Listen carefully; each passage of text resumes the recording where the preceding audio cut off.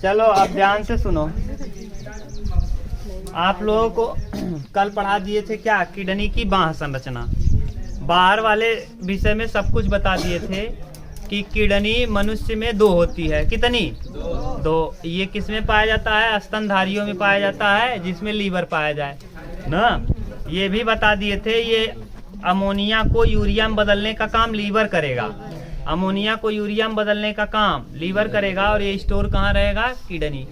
अब किडनी के विषय में आपने कल देखा था, दाहिना किडनी जो था, यूरिन स्टोर किडनी में नहीं यार, मूत्र थैली में रहेगा, मूत्र की थैली ना, मूत्र की थैली। हाँ, इसका भार कितना बताए थे? पुरुषों में 130 से 160 और महिलाओं में 110 से 150, ये बता दिए थे। दाहिनी वाली किडनी थोड़ा सा हाँ पीछे और दबी हुई होगी, पीछे और दबी, और बायां किडनी ऊपर और उठा हुआ रहेगा। ये भी बता दिए थे, ये भी बता दिए थे। इसका रंग भूरा लाल होता है, भूरा लाल, ठीक, ये बता दिए थे।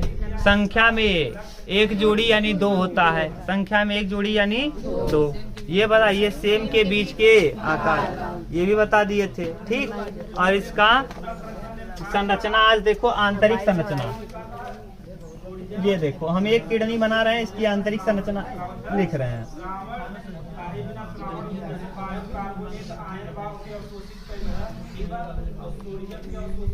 ऊपर दिख रहा है कि नहीं दिख रहा है? देखो पूरा कंप्लीट।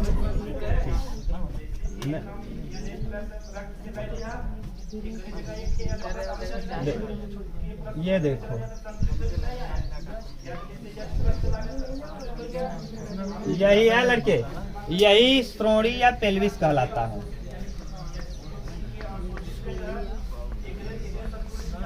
या पेल्विस।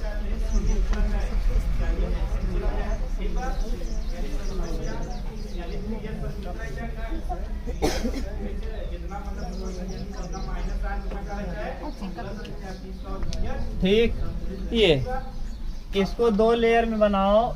ये वाला जो लेयर दिख रहा है, ये वाला कहलाता है, ऊपर वाला कार्टेक्स। क्या कहलाएगा? कार्टेक्स, ठीक।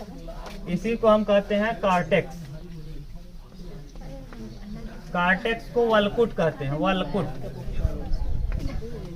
वलकुट। और इसमें ना इसमें त्रिभुजाकार, एक में 10 से 12 त्रिभुजाकार संरचना होती है, इसे कहते हैं मेडुला। क्या कहते हैं? ये त्रिभुजाकार संरचना होगी ऐसे, ये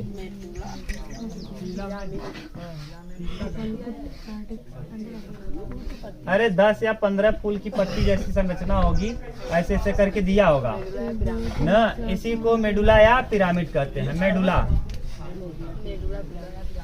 मेडुला या पिरामिड, ना। यही किडनी के 2 मुख्य भाग होते हैं। किडनी के कितने मुख्य भाग? ये मेडुला और कौन? कार्टेक्स।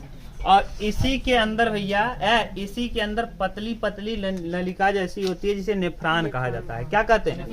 एक किडनी में 10 से 12 लाख, 10 से नेफ्रॉन की संख्या एक किडनी में कितना? 10 से, तो कुल मिला के 24 लाख, कुल मिला के 20 से, वही 10 से 12, 10 दूना 20 और 12 दूना, तो 20 से 24 लाख। ये दोनों मिला करके 20 से 24 लाख। और ये एकदम पतली पतली होती है संरचना। और इस नेफ्रॉन को भी हम कई पार्ट में बांट के पढ़ते हैं, समझ गए? तो अगर आपसे पूछे किडनी के कितने मुख्य भाग? 2। कौन कौन? कार्टेक्स और कार्टेक्स और कार्टेक्स और ये है पेल्विस। यहीं से मूत्र इकट्ठा होकर के कहाँ? मूत्र नलिका में जाता है, ठीक। और यहाँ पर इकट्ठा हो जाता है कहाँ? मूत्राशय में। मूत्राशय, मूत्र का आशय, आशय माने होता है क्या? घर, रहना। तो मूत्र का आशय, आश्रय यानी रहने का स्थान। तो जहाँ मूत्र रहेगा उसी को क्या कहोगे? मूत्राशय। क्लियर? तो नीचे मूत्राशय रहेगा और फिर वहां से मूत्र की नली ना, ये आप देख लिए हो।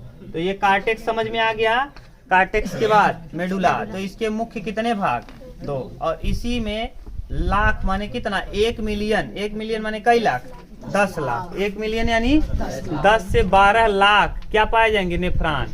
और नेफ्रॉन किडनी की संरचनात्मक एवं क्रियात्मक इकाई है। नेफ्रॉन किडनी की संरचनात्मक एवं क्रियात्मक इकाई है, ठीक। और इसीलिए किडनी के अध्ययन को हम नेफ्रोलॉजी कहते हैं। क्या कहते हैं? क्योंकि इसमें नेफ्रॉन ही सबसे अहम भूमिका निभाता है, इसीलिए इसको कहते हैं नेफ्रोलॉजी, यानी नेफ्रोलॉजी। तो ये आपको अगर दिक्कत ना हो तो हम बनाना चालू करें नेफ्रॉन की संरचना। किसकी? अरे और लिख लेना, उतना जो इम्पोर्टेंट था लिख दिए, उसमें क्या क्या लिखना है आपके किताब में है उसको लिख लेना, ठीक। ये जो था वो हम बता भी दिए। ये पेल्विस जो है धंसा हुआ भाग होता है, इसी में मूत्र क्या होता है? इकट्ठा होता है। ये सकरा धंसा हुआ भाग होता है। ये त्रिभुजाकार पिरामिड के आकार होता है। पिरामिड ये आप पिसा का पिरामिड ना, मिस्र का पिरामिड, ये सब पढ़ेंगे हिस्ट्री जब आपको पढ़ाएंगे तो वहाँ हम आपको बता देंगे, आप घबराओ मत। पिरामिड यानी त्रिभुजाकार आकार होता है। पिरामिड जो होता है ये 3D आकृति होता है। प्रिज्म और पिरामिड, प्रिज्म और पिरामिड। प्रिज्म आपने पढ़ा है कहाँ? जब पढ़ रहे थे प्रकाश ना, जब आपने प्रकाश पढ़ा था तो आपने देखा था 3 आयताकार बंद त्रिभुजाकार ना, बंद पारदर्शी माध्यम से घिरे हुए त्रिभुजाकार आकृति को क्या कहते हैं? प्रिज्म। और पिरामिड थोड़ा सा उससे अलग होगा। ये है पिरामिड,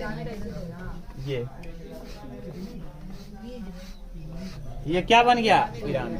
समझ गए? तो ये त्रिभुजाकार पिरामिड के आकार का होता है, जिसे हम लोग क्या कहते हैं? मेडुला, ठीक।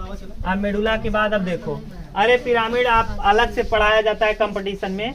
कंपटीशन वाला जब आप तैयारी करोगे तो वो पढ़ा देंगे, बस पिरामिड अलग से चैप्टर ही है। चलो अब हम लोगों को देखना है किडनी का आंतरिक संरचना, यानी किडनी में जो आंतरिक संरचना में, वो भी किसके विषय में? नेफ्रॉन।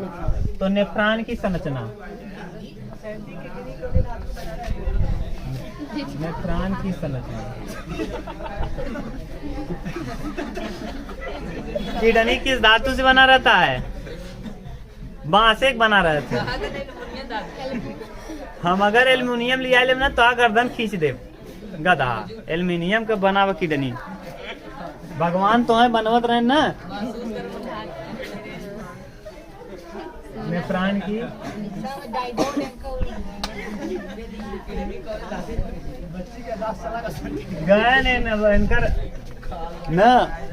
एक कहानी है, उल्टा नाम जपत रघुनाथ था, वाल्मीकि भय ब्रह्म समाना। तो वाल्मीकि के करे समान हो रहे ब्रह्म के। उल्टा नाम जपत रघुनाथ था, वाल्मीकि भय ब्रह्म समाना। यानी राम का नाम उल्टा मरा कह के वाल्मीकि का हो ब्रह्म के समान। ते नहु सोचा तन किडनी के का कह दे, उल्टा एल्युमिनियम को बना दी के जाने महू ब्रह्म के समान हो जाये। तो ये सब ऐसे ऐसे लोग हैं भारत में। हाँ, अरे नहीं करंट दे लगी, कहता हूँ लटक जाही मरा जाही। यहाँ देखो हम बना रहे हैं नेफ्रॉन की संरचना।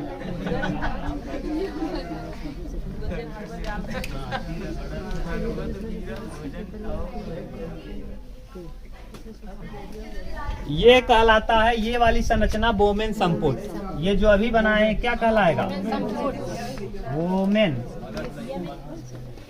संपुट। बोमेन, देखो यहाँ से लड़के, यहाँ से एक मोटी नली जाएगी और यहाँ से एक पतली, इससे पतली रहेगी।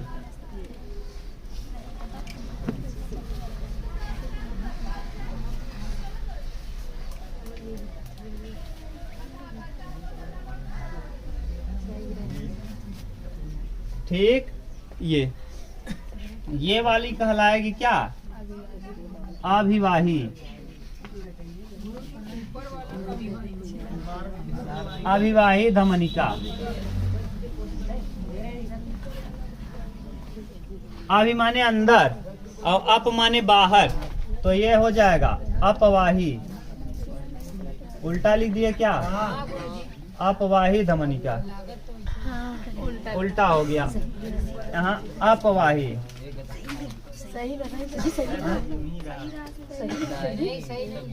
अरे किताब मत देखो,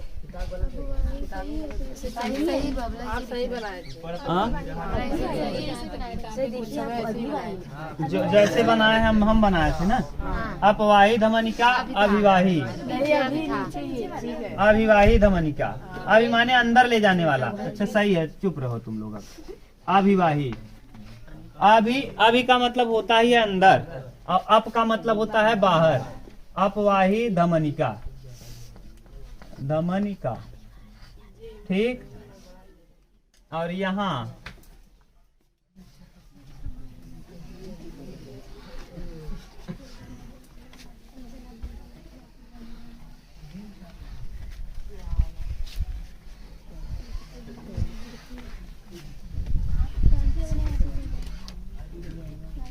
ये थोड़ा सा पतला यहाँ रहता है, हल्का सा, आप बनाइएगा ये।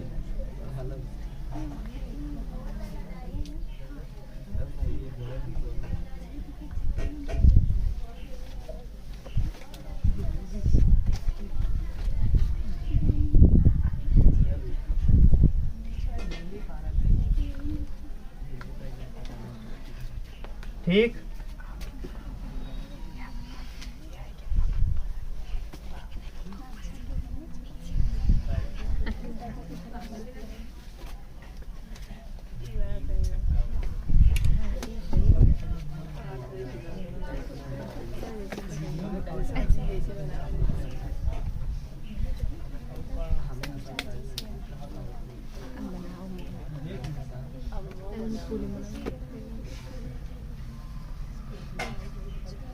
ये है। अब देखो हम पूरा फिगर बना दिए हैं, हम नामकरण करना चालू कर रहे हैं। ये अविवाही धमनिका कहलाएगा, ये अपवाही धमनिका कहलाएगा। ये जो गोल गोल संरचना आपको दिख रहा है ऐसे यहाँ, यही केशिका गुच्छ कहलाता है। केशिका, केशिका गुच्छ। बात मत करो जी। केशिका गुच्छ, और इसी को अंग्रेजी में कहेंगे ग्लूमेरुलस। ग्लूमेरुलस, ठीक, ग्लूमेरुलस। इसको कहते हैं, जो ये आकृति दिख रहा है रिंच के नुमा, जैसे रिंच है, खोलने वाला रिंच ना, तो ये कप या प्याले नुमा जो दिख रहा है, इसको सीधा करोगे तो जैसे कप या प्याला दिखेगा, ये कहलाता है वोमेन। अविवाही धमनिका ये कहलाएगा नीचे से जो रक्त को ले जाएगा और रक्त को बाहर निकालने वाला, अपवाही धमनिका कहलाएगा। ये यहाँ से यहाँ तक जो टेढ़ा मेढ़ा संरचना दिख रहा है, इसे हम कहेंगे समीपस्थ। समीपस्थ। कुंडलित नलिका, कुंडलित नलिका, नलिका, ठीक, समीपस्थ कुंडलित नलिका। ये जो यू आकार का दिख रहा है, इसे कहेंगे Henle loop. Henle loop, Henle loop, यहाँ दिख रहा है जो लिख रहे हैं, हेनले लूप, पूरा हेनले लूप। ये वाला जो दूर की तरफ है, ये भी गूंच मुच रहेगा थोड़ा सा, और इसको कहेंगे दूरस्थ। दूरस्थ कुंडलित नलिका। कुंडलित क्या नलिका ना, इसे कहेंगे पीसीटी ना, पीसी, यही पीसीटी, ट्यूब्यूल, प्रॉक्सिमल ना, देखो पूरा फुल फॉर्म इसका, प्रॉक्सिमल पीसीटी से कर, प्रॉक्सिमल बोलो, पढ़ नहीं पा रहे हो, लाओ इधर, दो इधर हमको, बेवकूफ हो तुम लोग। तो प्रॉक्सिमल कुछ पता नहीं कहाँ खोल दिए तुम लोग, एकदम बेवकूफ हो, बिना मतलब के हो। लाओ इधर जी, पढ़ने का शऊर नहीं है, नहीं पढ़ पा रहे हो। यहाँ दूरस्थ दिया तो है, प्रॉक्सिमल कन्वोल्यूटेड ट्यूब्यूल, यहाँ दिया है समीपस्थ कुंडलित नलिका, proximal convoluted tubule, proximal convoluted tubule, ठीक, इसका फुल फॉर्म है। और ये डीसीटी का देखो, डिस्टल ना, कन्वोल्यूटेड ट्यूब्यूल, ट्रिब्यूल। ठीक, ये हो गया। इधर एक और मिलेगा, ये वाला जो है कलेक्टिंग डक्ट, संग्राहिक, संग्राही नलिका, संग्राही नलिका। ठीक, संग्राही नलिका। ये है किसका फिगर? नेफ्रॉन का। आप बताओ अब, जो प्याले नुमा संरचना है इसको क्या कहोगी? ये रिंच के जैसा जो दिख रहा है, वोमेन रिंच के जैसा संरचना। ये वाला जो ब्लड को ले जाने वाला है, अविवाही धमनिका, जो ब्लड को बाहर निकाल रहा है, अपवाही धमनिका, अपवाही धमनिका। जो ये अपवाही और अविवाही किसके अंदर? वोमेन संपुट के अंदर गुच्छे नुमा संरचना बना दिए। इस गुच्छे नुमा संरचना को केशिका गुच्छ कहते हैं। क्या कहते हैं? केशिका गुच्छ कहते हैं। अभी आप देखो, सबके विषय में बता रहे हैं। इसके आगे ये जो नलिका घुचुर मुचुर टेढ़ी मेढ़ी है, इसे कहेंगे क्या? ये किसके समीप है? वोमेन संपुट के। तो इसीलिए इसको कहेंगे समीपस्थ कुंडलित नलिका।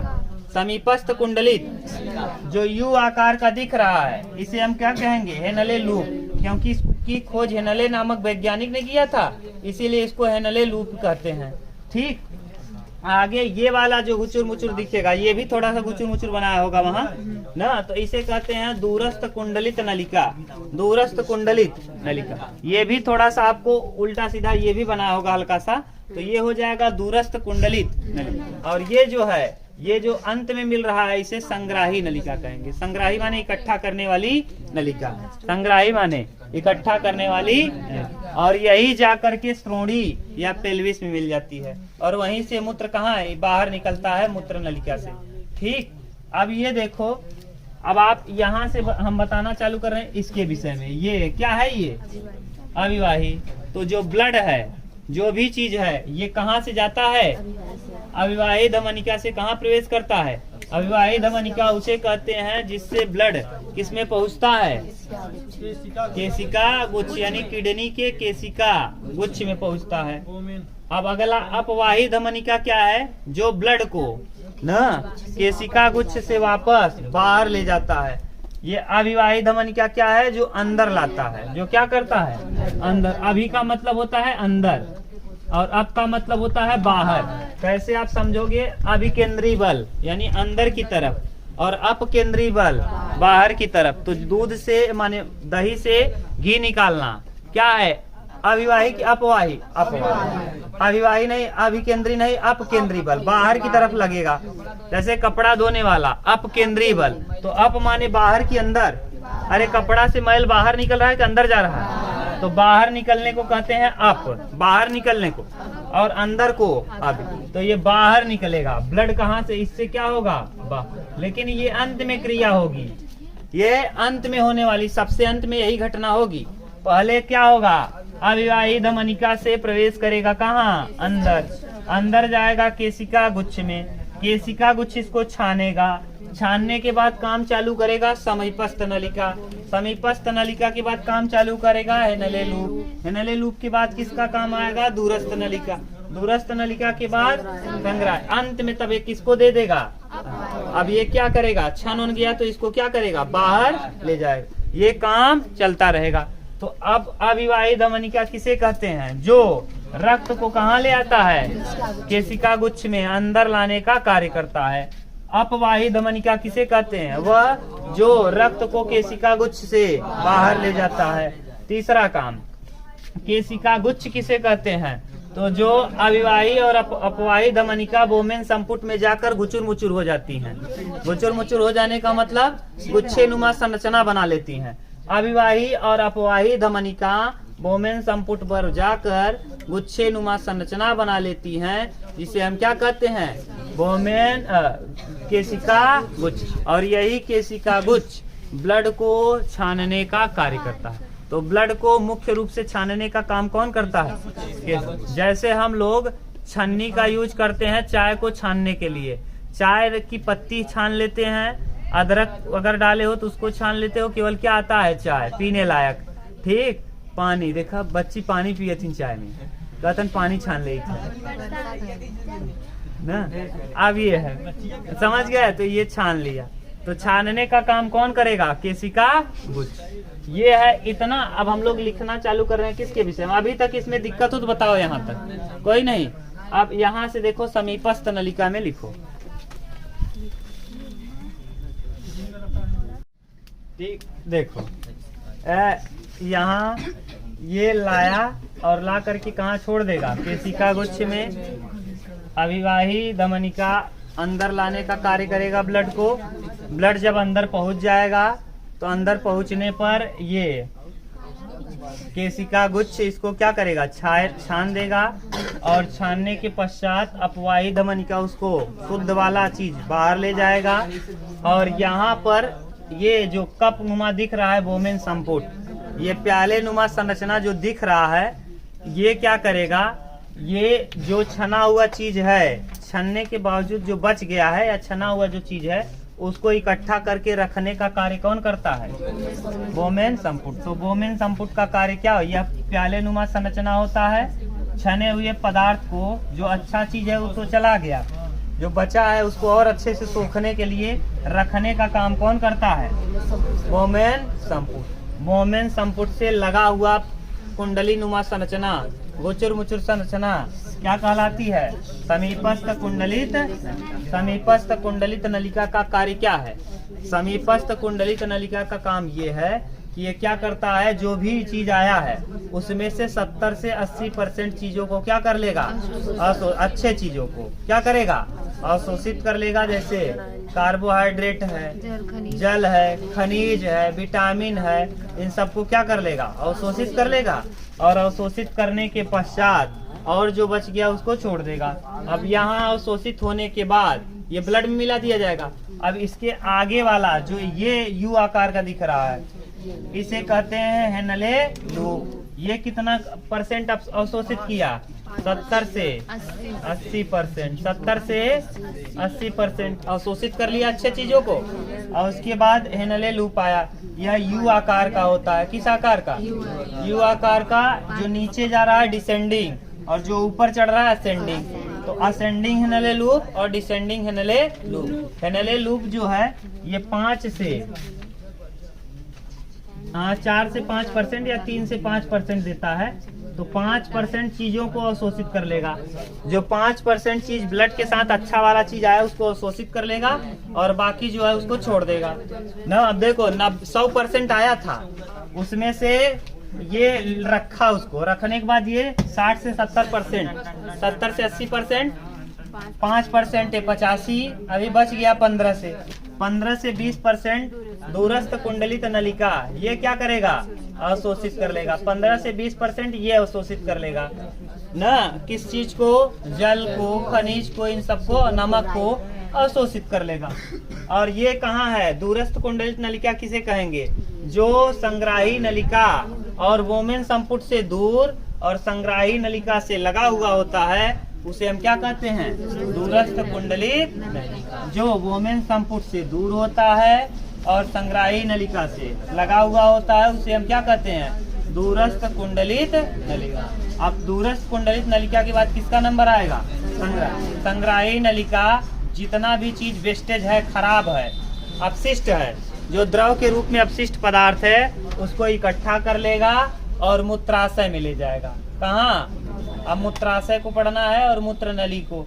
अब वहाँ हम लोग आगे अगला टॉपिक वही है, मूत्राशय और क्या? मूत्र नली। तो अब बताओ इसमें कहीं कोई दिक्कत हो बताओ। केशिका गुच्छ किसे कहते हैं? अभिवाही और अपवाही धमनिकाएं जहाँ पर कुंडली नुमा संरचना बना लेती हैं या जाल नुमा संरचना बना लेती हैं उसे क्या कहते हैं? केशिका गुच्छ। अब हम कहें अगर वोमेन संपुट किसे कहते हैं? जो प्याले नुमा संरचना हो और केशिका गुच्छ के द्वारा छाने हुए पदार्थ को रखने का कार्य करे, क्या है? वोमेन। हम आपसे पूछे समीपस्थ कुंडलित नलिका क्या है? हाँ, जो वोमेन संपुट के समीप हो और 70 से 80% चीजों को अवशोषित करें। क्या कर ले? अवशोषित। अच्छे चीजों को अवशोषित। अगर हम कहें हेनले लूप क्या है? यू के आकार का हो और किससे? समीपस्थ कुंडलित नलिका और दूरस्थ कुंडलित नलिका से लगा हुआ हो और यू आकार का हो, या 3 से 5% चीजों को क्या, अच्छे चीजों को। अब जो बचा ये दूरस्थ कुंडलित नलिका क्या है, जो बोमेन संपुट से दूर और संग्राहक नलिका के पास हो, नजदीक हो, उसे कहते हैं क्या, दूरस्थ कुंडलित। हम कहें संग्राहक नलिका किसे कहते हैं, जो छन के खराब पदार्थ को, छने हुए खराब पदार्थ को, जो अपशिष्ट पदार्थ को रखता है और रख करके कहाँ ले जाएगा, मूत्राशय में, उसे हम क्या कहते हैं, संग्राहक। ठीक, अब ये हो गया। अब कल हम लोग पढ़ना चालू करेंगे इसके आगे क्या, मूत्राशय और किडनी में किस तरीके से पथरी हो जाएगा। ठीक, बस।